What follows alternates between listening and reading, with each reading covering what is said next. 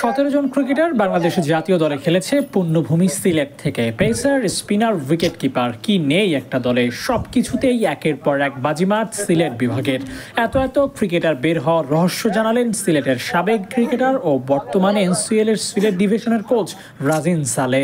কারণ ওর সাথে আমি খেলেছি, সত্যি কথা আমার টিমমেট, অ্যাজ এ ব্রাদার, বড় ভাই হিসেবে আমরা ওর সাথে ছিলাম। আমি জানি ও ক্রিকেট কি ক্রিকেট খেলে, তো ওর পারফর্ম আমরা সবসময় আশা করি এরকম সে পারফর্ম করবে এবং তার কনসিস্টেন্সিটা ধরে রাখবে।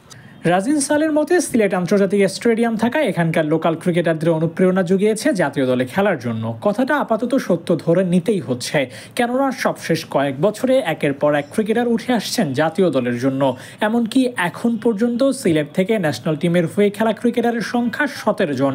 18তম ক্রিকেটার কি হবেন এমনটা জানতে চাইলে অভিজ্ঞ এই কোচ যা বললেন আর কি। স্যার, সিলেট থেকে এখন পর্যন্ত ন্যাশনাল টিমে প্রায় 17 জন ক্রিকেটার পারফর্ম করেছেন, আপনি সহ। স্যার, এই 17 জনের পর আপনি 18তম ক্রিকেটার হিসেবে কাকে দেখতে চান? এটা একটা টাফ প্রশ্ন। ডেফিনেটলি আমরা এখানে আপকামিং কিছু প্লেয়ার আছে যারা ফিউচার বাংলাদেশ রিপ্রেজেন্টেটিভ করবে। আমি মনে করি যে এখানে ফাহাদ আলম আছে, আন্ডার 19 প্লেয়ার, ইমন আছে। আমি আশা করি যে তারা বাংলাদেশ টিমের ফিউচার ন্যাশনাল প্লেয়ার আমি মনে করি। এবং আরো কিছু ইয়াং প্লেয়ার আছে এখানে, দিশান আহমেদ আছে, আমাদের একটা প্লেয়ার আছে, ওই প্লেয়ারটা বসে সিলেটের হয়ে আমি মনে করি যে খেলবে।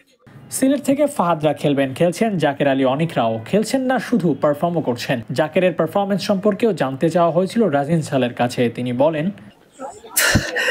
50টা আসলে আক্ষেপ ধরে না, কারণ আমার এরকম অনেক এরকম 49 অনেক আউট হয়েছে।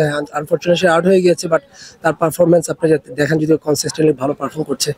এবং জাকের আলী তাই করার কথা, কারণ ওর সাথে আমি খেলেছি, সত্যি কথা আমার টিমমেট, অ্যাজ এ ব্রাদার, বড় ভাই হিসেবে আমরা ওর সাথে ছিলাম। আমি জানি ও ক্রিকেট কি ক্রিকেট খেলে, তো ওর পারফর্ম আমরা সবসময় আশা করি এরকম সে পারফর্ম করবে এবং তার কনসিস্টেন্সিটা ধরে রাখবে।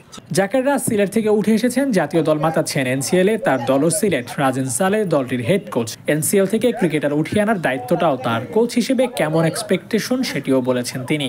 সিলেটের ভালো করার জন্য তাদের লোকাল প্লেয়ারদের উপরেই আস্থা রাখতে হবে। আর এই জায়গায় এবাদত চৌধুরী ও আবু জায়েদ রাহিরা আছেন, আর এটাই সিলেটকে ম্যাচে এগিয়ে রাখবে। Abu Naim, sports Times.